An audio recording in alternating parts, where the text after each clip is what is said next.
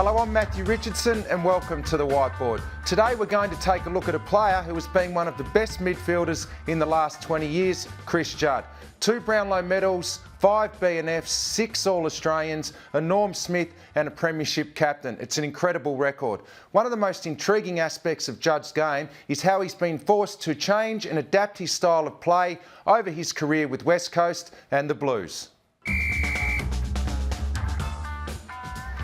This is classic Chris Judd over his 5-year career with the Eagles. The ability to accelerate from almost a standing start and balk and weave with pace around from his opponents. The other thing he's always done well is read the ball off the ruckman's hands a lot better than anywhere else. He gets the ball there and then bursts away. That was almost goal of the year against the Western Bulldogs. Since he's moved to Carlton, he's been forced to adapt into probably more of an inside player. I think this has a lot to do with the modern game and the congestion. Also, the frontal pressure when you burst out of a pack now is immediately on you. It doesn't allow him to have as many of those blistering runs that he had with the Eagles. But he is so good in close with his hands. He's extremely strong through the hips, Chris Judd. He's very, very hard to tackle and he's always been very, very clean below his knees. He's a one-touch player, which you have to be when you're playing in the midfield and you have the pressure on you that Chris Judd has. With being an inside player at the Blues, he's always the one who is now getting the ball out to the more outside players that he has in the team, like Cade Simpson, also Mark Murphy, who can play inside, but he is the one that's normally releasing his teammates. Let's take a look now at Judd, the endurance athlete. Even though he has been an inside player, a contested clearance player at the Blues, he still has the ability, obviously, to get the ball on the outside. And this night against the Saints, he was able to do it a little bit because he wasn't the tagged player. Mark Murphy was, and Simpson was tagged by Farron Ray. So Juddy was allowed to run around like this on his own a little bit more, which he would have enjoyed. He followed up the kick and was able to get another possession away there. This one here just frees his outside player up. Had no pressure on him. He would have enjoyed getting the ball in a little bit of space there. The old went for the 1-2 there, didn't get it, but was able to run on. This is a trademark of Juddy over the years. When he comes off the ground, he is always knackered. We remember him and Ben Cousins doing this, the Eagles, so many times, and he always has the 2 drink bottles. Mark Murphy also does that now. Let's check out the next component of Juddy's game.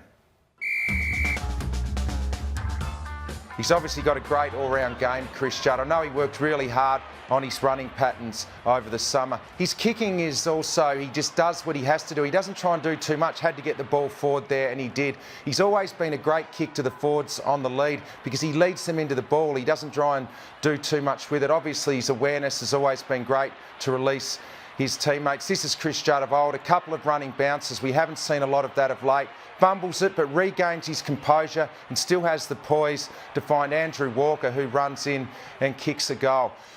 He's always been very good at setting up his teammates, and this is an example here where he gets the ball in traffic and gets it out wide. We'll look at it at another angle here where he releases Bryce Gibbs and sets him up for a goal. That's 2 goals he sets up with great poise. Let's have a look closely now at his overhead ability.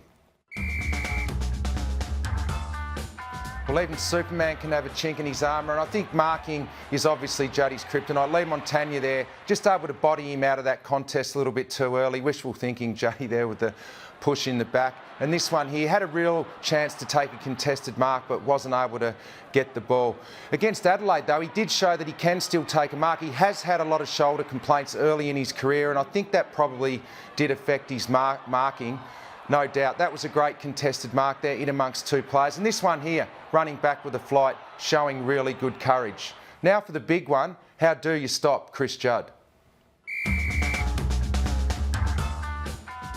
Well, he's just about impossible to stop, and he has been tagged, obviously, most of his career. This night, though, against the Saints, he wasn't tagged. Murphy was tagged and Simpson was tagged, but that didn't stop him becoming a team target there. Big Cozzy lays a bump on him, and whenever any of the Saints players had the opportunity, they were very disciplined to niggle him and close down his space. So you can do it.